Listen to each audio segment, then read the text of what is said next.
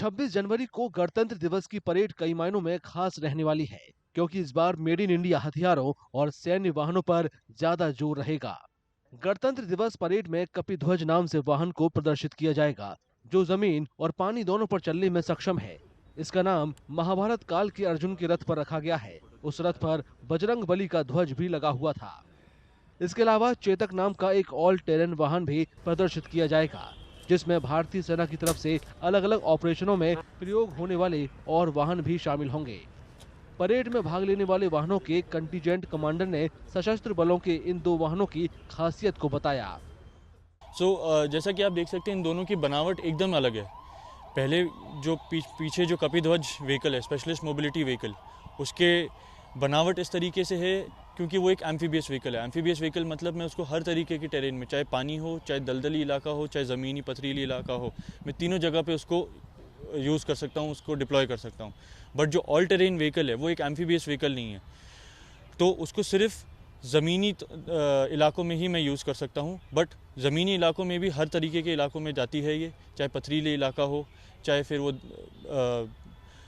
रेतीला इलाका हो, या फिर जैसे कि पहाड़ों में शार्प इंक्लाइंस और वो एलिवेशन होता है, उसमें भी इजीली इसको ट्रैवर्स कर सकता है।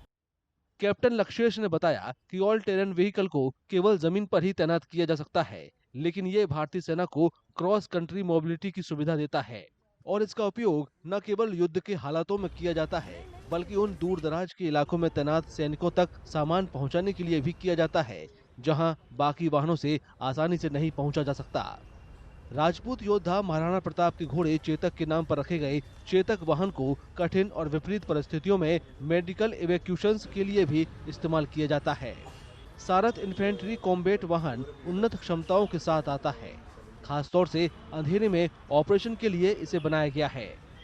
It's ALNS. We have ALNS. It's Advanced Land Navigation System. It will help driver to navigate during pitch dark nights. And we have TISC and CTI. CTI is Commander Thermal Imager. So that with that sight, the ICV commander will be able to engage targets and neutralize them during nights. So and we have TISC. It is for the gunner. So the gunner can also see the visibility is better with that site. Nag missile system को रक्षा अनुसंधान और विकास संगठन यानी DRDO ने विकसित किया है। इसे हर मौसम में दुश्मन के टैंकों से निपटने के लिए डिजाइन किया गया है और ये पानी और जमीन दोनों पर चल सकता है। The equipment you are seeing behind me is the Nag missile system. It is an anti-tank guided missile which is having the capability to engage the enemy fortified tanks in day and night conditions. It is having the range of 4 kilometers. So it can engage any kind of tanks of our enemy. Or it is having the missile which is fire and forget missile, which is also having the capability to attack from top. So these are its specifications. Sir, it can be deployed in any of the terrains across the country, sir. It is amphibious, so it can work in land and as well as water bodies. 26 जनवरी को T-19 युद्धक tank भी प्रदर्शित किए जाएंगे। मूल रूप से रूस में निर्मित T-90 टैंक में कई संशोधन हुए हैं और अब ये पूरी तरह से स्वदेशी हो गया है। टैंक T-90 अगर इसके इंजन से शुरुआत करूं तो हर चीज़ इंडिजीनियस है। इसका इंजन, इसका गन सिस्टम, इसका प्रोटेक्शन सिस्टम, इसमें दी गई साइट्स जिनका डे और नाइट दोनों तरह की साइट्स हैं, हर चीज़ इंडिजीनियस है। उसके अलावा रीसेंट एड ऑन जो इसमें किया गया है वो है TWMP, track width mine plough, जो इसको माइन फील्ड को क्लियर करने में सहायता प्रोवाइड करता है और उसी समय दुश्मन को इजीली एंगेज करने में कैपेबिलिटी प्रोवाइड करता है। भारतीय सेना वॉर सर्विलांस सिस्टम संजय के साथ अपनी तकनीकी कौशल का प्रदर्शन करेगी। इस सिस्टम को जटिल हालातों में फ्रंट लाइन कमांडरों की सहायता के लिए डिजाइन किया गया है। जी हाँ, ये इक्विपमेंट रिपब्लिक डे परेड में पहली बार कर्तव्य पथ पर होगा।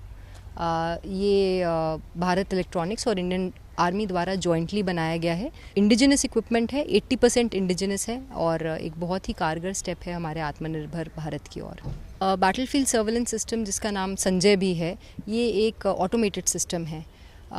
ये सारे बैटलफील्ड सेंसर्स जो हमारे एरियल सेंसर और ग्राउंड सेंसर हैं, इनके जो इनपुट्स हैं इनको कोलेक्ट करता है, प्रोसेस करता है और एक कॉमन पिक्चर बनाता है हमारे कमांडर्स के लिए, उनको असिस्ट करने के लिए डिसीजन मेकिंग में। So it is an automated system which integrates the feed from the ground sensors and aerial battlefield sensors, processes them, confirms their veracity, checks for the duplication and forms a common surveillance picture which aids our commander in taking decision for in the futuristic battlefield.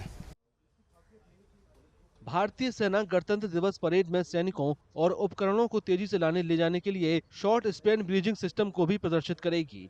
ये system छोटी बाधाओं पर मिनटों में पुल बना सकता है, जबकि पहले इस काम में घंटों लग जाते थे। This bridging system can be used in various geographical terrains to overcome any obstacles like small nalas and rivers. We can, with the help of this bridging system, we can build the bridge in a lesser time, as the name suggests, in 10 minutes. The bridging system has the capacity of carrying loads of 70 ton. The significance of this bridging system is that it is compatible with other bridging system also like Sarvatra. कहीं कहीं हमें पहाड़ियाँ मिलती हैं, कहीं नाले मिलते हैं, नदियाँ मिलती हैं।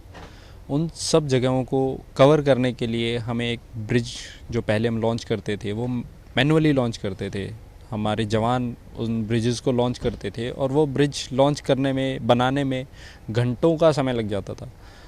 उस टाइम को रिड्यूस करना और हमारी मैन पावर को कम करना, एक नए ब्रिजिंग सिस्टम की ज़रूरत पड़ी, जिस ब्रिजिंग सिस्टम में हम वो घंटों के टाइम को कम करके कुछ मिनटों में ले आए। 10 से 15 मिनट में हम एक 10 मीटर को ब्रिज को बना सकते हैं सिर्फ 4-5 बंदों की मदद से। इन मोबिलिटी सिस्टम्स में कई पूरी तरह से स्वदेशी हैं, जो न केवल हमारे सशस्त्र बलों की क्षमताओं को प्रदर्शित करते हैं, बल्कि आत्मनिर्भर भारत की तरफ देश की प्रगति को भी दिखाते हैं।